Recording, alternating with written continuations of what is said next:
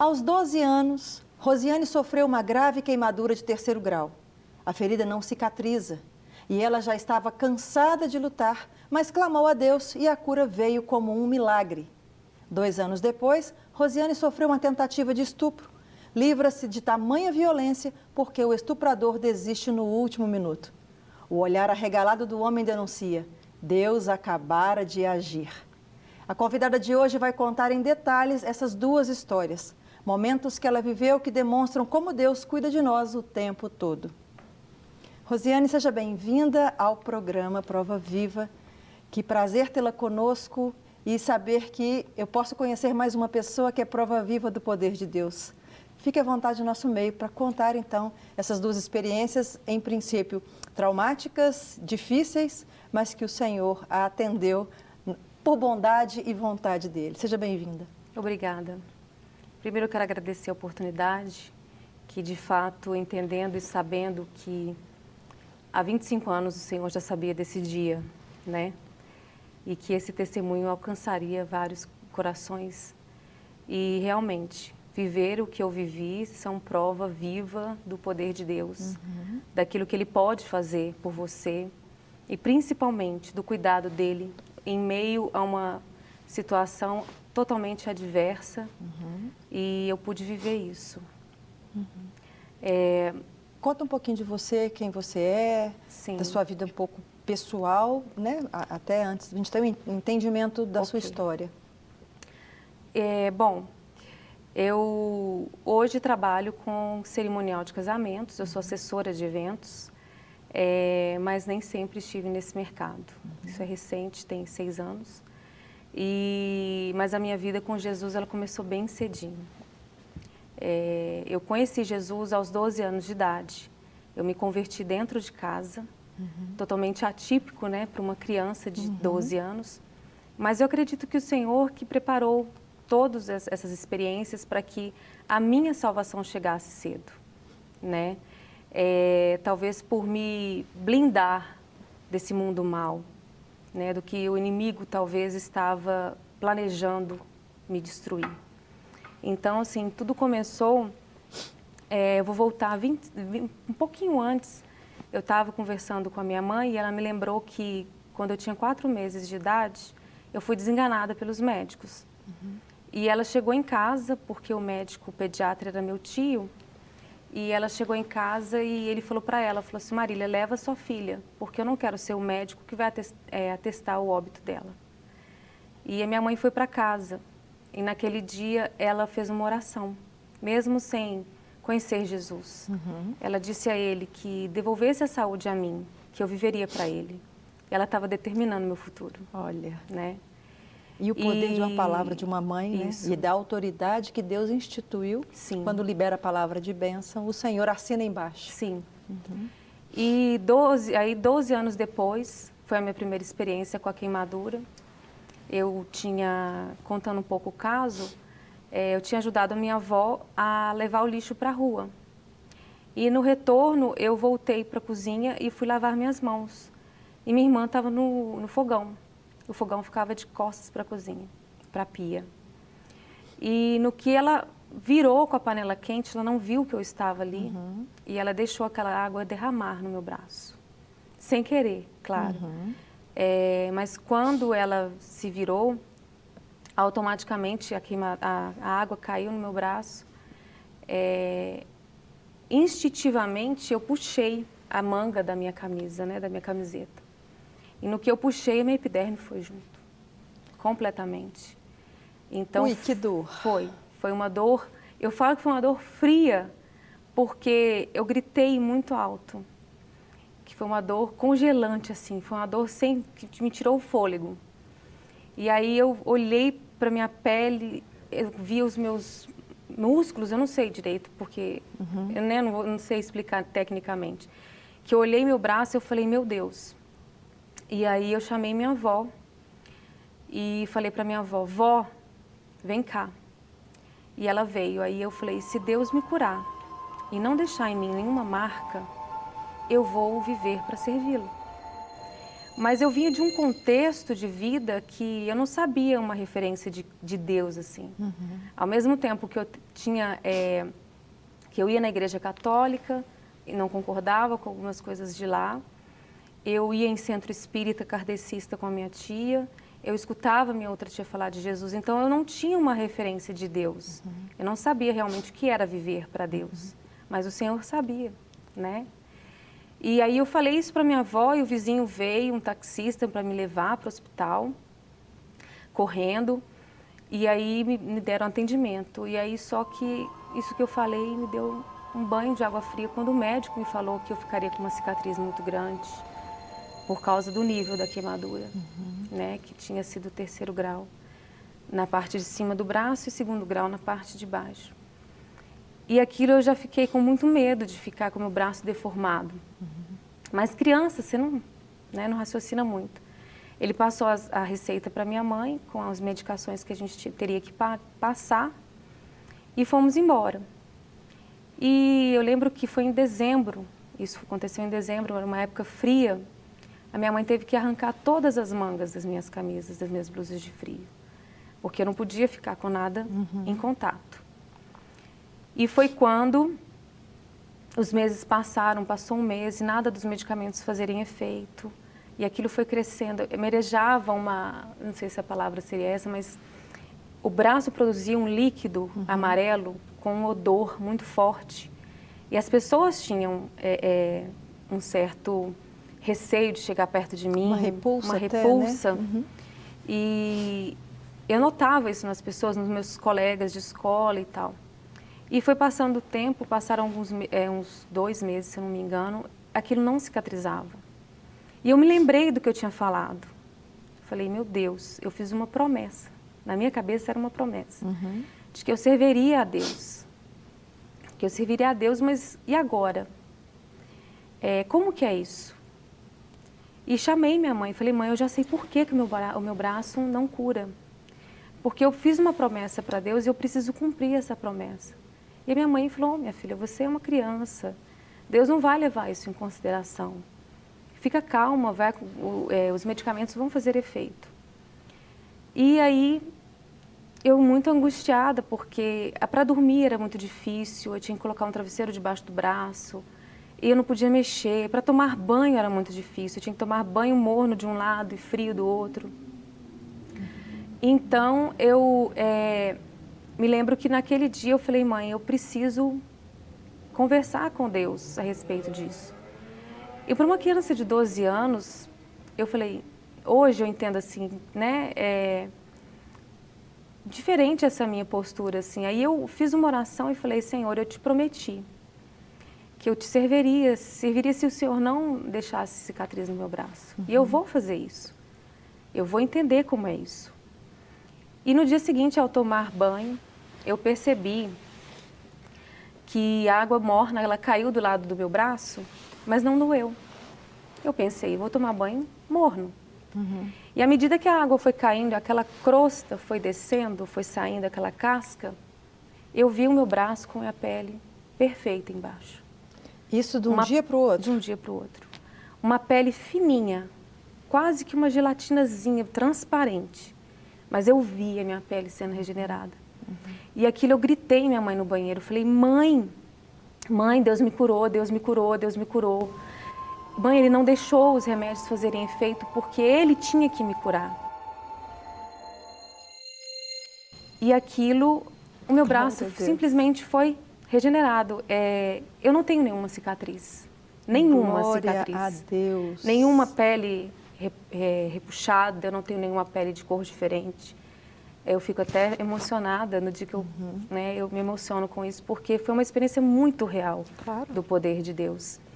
Então, assim, eu não tenho dúvidas de que, mesmo numa situação difícil, Deus não queria uma criança queimada. Né? Deus não tem prazer em te queimar, mas Ele tem prazer em te restaurar, em te mostrar o poder dEle. Mesmo que aconteçam situações fatalísticas, ou mesmo que alguém morre para o outro entender, ou algum acidente, o Senhor está em todo o tempo todo ao nosso lado. Sim. E tem prazer, como você falou, em nos restaurar e nos curar. Que lindo Sim, isso. eu acho que o propósito dele prevalece em cima de qualquer situação. Seja ela traumática, seja ela de saúde.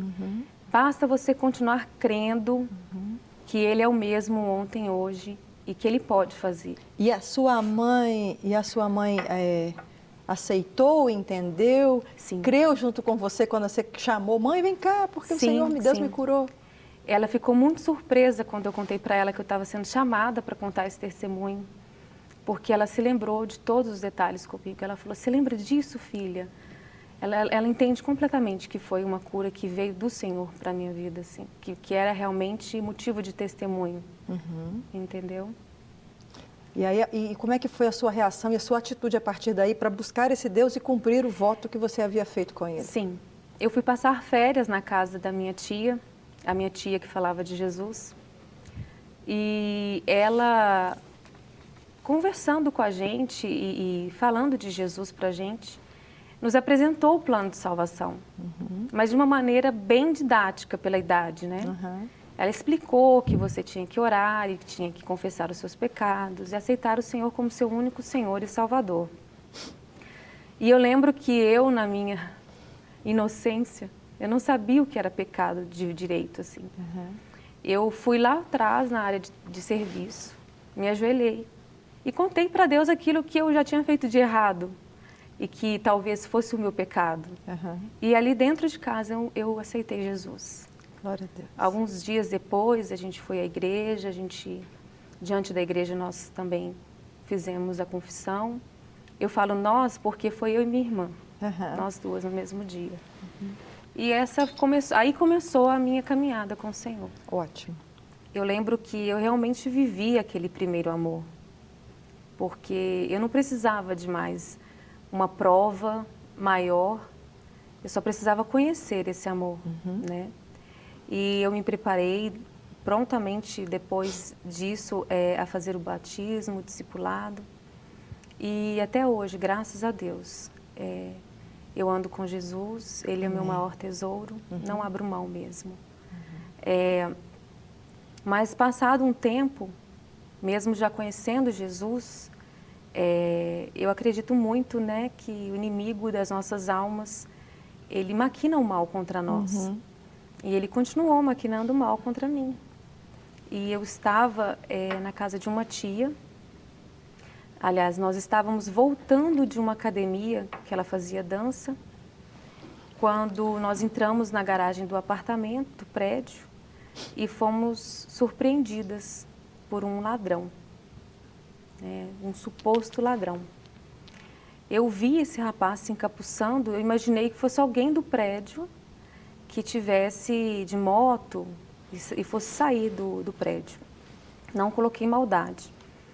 Foi quando ele me abordou anunciando o assalto. E eu chamei minha tia e falei com ela, tem um rapaz aqui. E ela pegou e já olhou o que estava acontecendo, né? E ele anunciou o assalto para ela também e já foi pedindo tudo que tinha de valor. Ela passou para ele tudo que ela tinha de valor na época. Estava você e ela? Eu e ela apenas no estacionamento, na garagem do prédio. E depois dela já ter passado para ele tudo que ela tinha de valor, ele afirmou para a gente assim, vai ali, atrás daquele carro, apontou com a arma, o carro que era, coloca a cabeça entre as pernas que eu vou matar vocês. Ele não colocava para a gente uma situação, uma condição de vida. E nesse momento eu estava vestindo uma calça jeans e um casaco de inverno. E a gente foi caminhando em direção a esse carro, minha tia na frente, eu atrás, e ele me chamou. Ele falou, vem cá, me dá o seu casaco. E aí eu falei, eu não tenho nada, moço, né? Coisa de criança mesmo, de menina, né? Ele, mas eu quero ver. Aí eu tirei o casaco e entreguei nas mãos dele. Quando eu entreguei o casaco nas mãos dele, ele me viu, ele me enxergou. E uma coisa que ele sempre falava era assim, não olha para os meus olhos, não olha para o meu rosto, Então eu sempre olhava para baixo, porque eu não podia olhar para os olhos dele. E aí eu fui andando em direção ao lugar que ele tinha mandado. E ele me mandou voltar. E no que ele me mandou voltar, ele já me perguntou: você é mulher? Eu disse para ele: não, eu só tenho 14 anos. Ele: você tem certeza? Eu falei: tenho. Aí ele me disse: eu quero ver. Nessa hora, eu não me lembro assim, eu não me lembro de ter ficado em pânico. Eu me lembro de ter pedido muito para Deus. De ter falado com o Senhor: Senhor, eu não fiz nada para o Senhor ainda. Eu ainda tenho muito que viver para fazer para o Senhor. Não deixe esse homem tocar em mim. E comecei em espírito mesmo a clamar a Deus. Mas em contrapartida, minha tia atrás, vendo essa situação, ela já começou a ficar desequilibrada, a clamar, falando: não faz nada com ela é uma criança. E eu até acredito que ele se distraiu tanto comigo, porque ela mexia tanto na bolsa que se ela tivesse uma arma, ela teria o matado. E ele vidrado em mim. E só que o tempo todo ele falava: não olha para mim, não olha para os meus olhos. E no que ele falou isso, ele me chamou e falou para mim: eu quero ver. E eu fui para frente dele. Ele, com uma mão ele colocou a arma na minha cabeça e com a outra ele foi me despindo. E ele foi me perguntando se eu tinha certeza se eu não era mulher. E eu afirmando: não, eu não sou. E ele falou que queria ver. E com a mão ele verificou se eu era ou não virgem. E aquele momento foi o meu clamor maior, porque eu falei: esse homem vai me estuprar. Aí eu clamei a Deus, eu falei: Senhor, tira esse homem da minha frente. Não deixe esse homem me tocar. Não deixe ele me fazer mal. Nessa hora, ele olhou para mim. Ele esqueceu que ele não podia olhar para mim. Olhou com os olhos muito arregalados e falou assim: o que é isso? E eu, na minha inocência, não sei. Não sei de que você está falando. E ele olhava para o lado, olhava para o outro, ele olhava para mim desesperado, com uma cara de espanto, como se ele tivesse visto um bicho na frente dele, ou algo muito, que ele temesse muito. E eu falei: eu não sei do que você está falando. E ele simplesmente abaixou a arma e saiu correndo. Uau! Ele simplesmente deu as costas e saiu correndo. Ele só falou com a gente o seguinte: não sai daqui. Eu vou embora e vocês não saem daqui. E aí ele foi embora. Então, assim, não existe nada que possa explicar se isso não foi um livramento do Senhor. Claro, completamente. O que o fez desistir, se ele já estava a caminho de fazer o que ele queria, né? Isso foi, assim, viver isso, é claro que não é bom, mas presenciar o livramento de Deus é tremendo. Porque eu não tenho sequela nenhuma. Eu conto isso como se isso não tivesse acontecido comigo. Que bênção. É incrível como que isso não trouxe para mim traumas que deveriam trazer. É claro que nos primeiros dias eu fiquei muito aterrorizada, eu não conseguia dormir direito. Aquela busca da polícia por saber quem era. E a gente começou a desconfiar de todo mundo, né? Da vizinhança, dos lugares que a gente frequentava, que poderia ter pessoas com aquelas características. Mas... E a sua tia nisso tudo? A minha tia, ela já não conseguiu reagir a essa situação da mesma maneira. Né? Infelizmente, cada pessoa ela reage de uma maneira. E ela teve, sim, alguns traumas por causa disso. Né? E traz esses traumas até hoje. Entendi. Eu consigo te falar que eu não tenho... A obra do Senhor foi completa Foi na sua completa, vida, né? Além do livramento, também o esquecimento com dor de tudo isso que poderia ter gerado na sua alma. É como eu contasse a história de uma pessoa, não de mim mesma. Como se contasse de alguém. Como se não fosse comigo. Mas hoje, eu imagino que, sendo você adulta e tendo a noção da dimensão do que isso poderia ter causado na sua vida, eu não sei, eu posso estar colocando palavras na sua boca, mas a gratidão deve aumentar a cada dia, que você tem mais consciência do que, Senhor, muito obrigado. Porque enquanto criança você tem uma consciência, mas enquanto adulto e nominando tudo isso, deve ser uma outra dimensão de gratidão. Eu vejo muito o cuidado de Deus dia após dia, porque você passando por uma situação dessa, você não tem como mensurar o que está te esperando após acontecer um trauma desse.